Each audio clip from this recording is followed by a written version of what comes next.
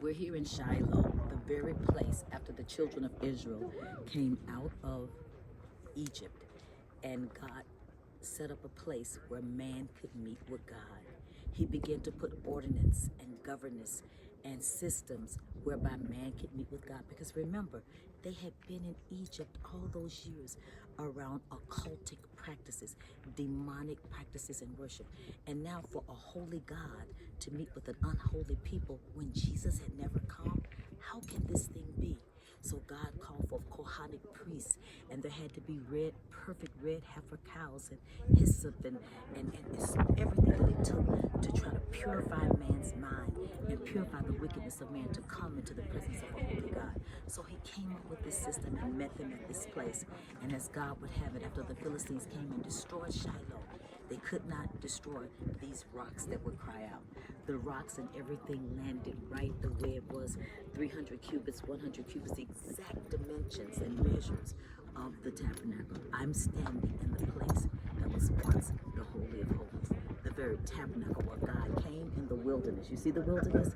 He came and tabernacled amongst them in the middle of the wilderness. And this is when all the tribes, when they dispersed throughout all of Israel and Judah and Samaria, they would come back here once a year, and the priests would go into the presence of God to offer the sins of the nation.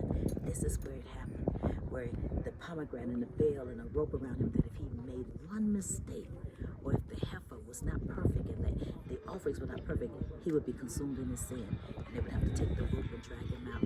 We're standing here today is very significant because one of the hostages during the Hamas attack on October the 7th was from Shiloh. And so the women came together and they prayed, and I'm sure they fasted and they danced and they sang that one day God would bring them home. So today we just happen to be here on the day that the mother of that particular hostage, that was the person, the young man that was hostage, they came back to the place to say, God, thank you that you honored our prayer and you brought our son home.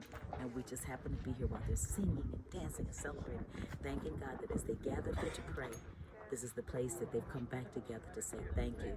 May you, when you watch this video or at any time that you see it, and especially for my family, may we always remember to come back in our life to a place in our life, not a specific location, but in a place in our thinking, in a place in our posture, in our priority, in our mind, to come back and always give thanks. I'm staying in the place of Hannah's prayer in Shiloh itself, where God came down to meet with me.